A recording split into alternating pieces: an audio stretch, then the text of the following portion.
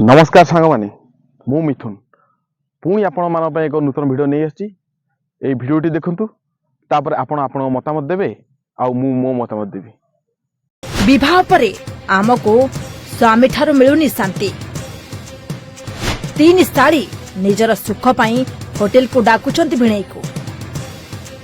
स्वामी पाखर मिलु नथुबा सुख को भिणई ठारू नेउछंती। कहला ना मो स्वामी दे मु संतुष्ट नाय मु तमडे संतुष्ट तुम आस। हाँ दर्शक बंधु एही तीन जनक शालींकर विवाह बहु वर्ष पूर्व होई सारिछि। ताहा परे भी तांको शांति मिलुनी स्वामी ठारू।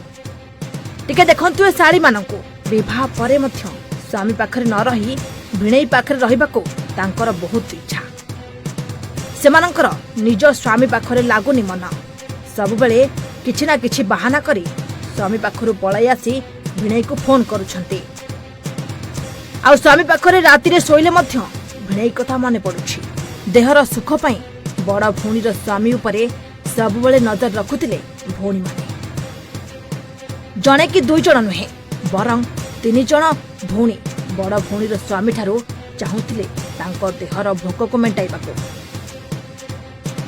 शाली माने तांको देह आ मन को शांति करबाको सब बेले भिणई को डाकंती होटेल को। भिणईठू सुख नेबा पाई विवाह परे मध्य शाली माने स्वामी को छाड़ी होटेल आसंती आ भिणई से रहिबाको इच्छा करंती। भिणई को पाई होटेल रूम भी बुक करंती। भिणई को डाकंती। जदि भिणई मना कले तेबे तांको विभिन्न प्रकार धमक मध्य दियंती। जदि तमे न आसीबो ताहाले तम स्त्री आ छुआ को मारि देबो। भयरे शाली मानक कथा मानिबा सह लक्ष लक्ष टंका और सुना गहना देबा सहित सब बेले सेमानक कथा मानंती भिणई। तीन जण शाली हेले कल्पना नायक, झरणा नायक एवं ज्योत्स्ना नायक। भिणई को धमक देबा सह कहंती कि बड़ भौणी की जदि ए विषय किछि भी कहबो ताहाले परिणति भल हेबनी। सेही भयरे भिणई जनक गत 3 वर्ष हेबो सेमानक कथा मानि आसंती। आउ आज्ञा लज बुकिंग थरे करथिला मो स्वामी हेठिक नाही कले कहले ना मु जीविनी तू भौणी परी मते लज बुकिंग करी डाकिनी। कहला ना मो स्वामी दे मु संतुष्ट नाय मु तमडे संतुष्ट तुम आस।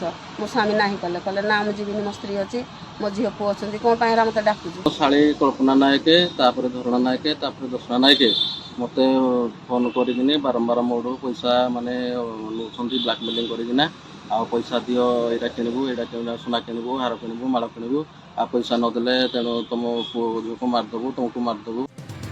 जेबे शाली माने डाकंती आ कहंती तांकर टंका दरकार सब बेले भिणई तांको टंका देबा सह तांको कथा मानंती।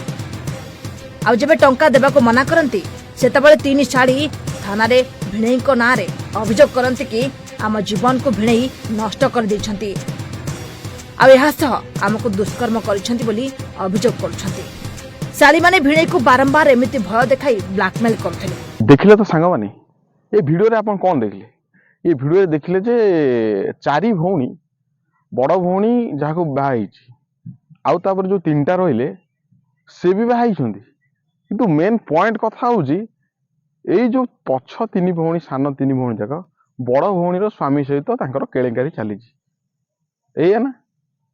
किंतु कोन ये जो तमे जो भिणई भाईटी को देखिलो तुम ता देखिले लागुची माने तीन जन को से एका कंट्रोल करि परथियो की कलिकाल जुग हैला माने गोटाए भिणे की तीन तीन शाली कि भाग्य तार चिंता कल ये भाग्य समस्त की मिलिया दरकार। किंतु ये भिणी जन कंप्लेन कौन पाई कर ये प्रकृत मत जहाँ लगुच ये भिणी आगुरी मजा नौला जीमिति ता स्त्री हाथ में धरा पड़ी तापर ये सफेई देइछि हैला तापर थाना को जाइछंती। ये भिडियो आउ भी गोटे कथा माने कुआ जाइछि जे कि लक्षाधिक टंका शाली माने आठू नेइछंती ता देह सुख देइछंती लक्षाधिक टंका नै याको देखिले लागुछि आ पाखे लक्षाधिक टंका थिवो या शाली माने नेले या माने आकु देह सुख देले पुणी कहिसंती जे होटेल बुक हुए होटेल बुक पाई भी ता शाली माने पैसा दियंती माने एमिति शाली माने भाग्यर थिले मिले। आपण कहउनांती केते जण भाग्यर एमिति शाली पुणी एक नु तीन तीन शाली से बिचरा केते आ खटिबो से खटी खटी आ पारि जोथि पाई कि ता स्त्री को जणीछि ता स्त्री थाना रे अभियोग अछि एटा किंतु मते जा लागुछि फुल मिछ ଇଏ ପୁରା ଖାଇଛି ପିଇଛି ସବୁ କରିଛି। ଯେତେବେଳେ ୟା ପାଳିଟି ପଡିଛି ଇଏ ତା ସ୍ତ୍ରୀକୁ କହି ମାନେ ଏମିତି ନାଟକ କରିଛି। ଆଉ ଗୋଟେ କଥା, ଯୋଉ ଶାଳୀ 3 ଜଣ ସେ ବାହା ହେଇଛନ୍ତି, ତାଙ୍କର ଯୋଉ ମାନେ 3ଟା ସ୍ୱାମୀ ଥିବେ ନା, ତାଙ୍କ ଅବସ୍ଥା ଏଇନେ କଣ ହଉଥିବ? ସେ ଖାଲି ରକ୍ତ ଚାଉଳ ଚବଉଥିବେ, ଇଆଡେ ଭିଣେଇକି ସେକିବେ ନା ନିଜ ମାଇକିନାକୁ ସମ୍ଭାଳିବେ। ଏଇଟା କଣ ସମାଜ ପାଇଁ ଠିକ ହେଲା? କିନ୍ତୁ ଗୋଟେ ଦୃଷ୍ଟିରୁ ଇଏ ଭିଣେଇ ପାଇଁ ଭଲ। ଦେଖ ମାନେ ଆଜିର ସମାଜ କେମିତି ହେଲାଣି, ମାନେ ଭିଣେଇ ନିଜ ଶାଳୀକି ଛାଡୁନାହାନ୍ତି, ଶାଳୀ ବି ନିଜ ଭିଣେଇକି ଛାଡୁନାହାନ୍ତି। ଏଥିରେ ସ୍ତ୍ରୀ ଆଉ ଯୋଉ ରହିଲେ ଶାଳୀର ସ୍ୱାମୀ ଏଥିରେ କରିବେ ତ କରିବେ କଣ? ଭଗବାନ କରନ୍ତୁ ଏଇଭଳି ଶାଳୀ ସମସ୍ତଙ୍କୁ ମିଳନ୍ତୁ, ଆଉ ଏଇଭଳି ଭିଣେଇ ବି ସମସ୍ତଙ୍କୁ ମିଳନ୍ତୁ। କିନ୍ତୁ ତାଙ୍କର ଯୋଉ 3ଟା ସ୍ୱାମୀ ଅଛନ୍ତି ସେ ସ୍ୱାମୀ ଭଳିଆ ସ୍ୱାମୀ କାହାକୁ ନ ମିଳନ୍ତୁ।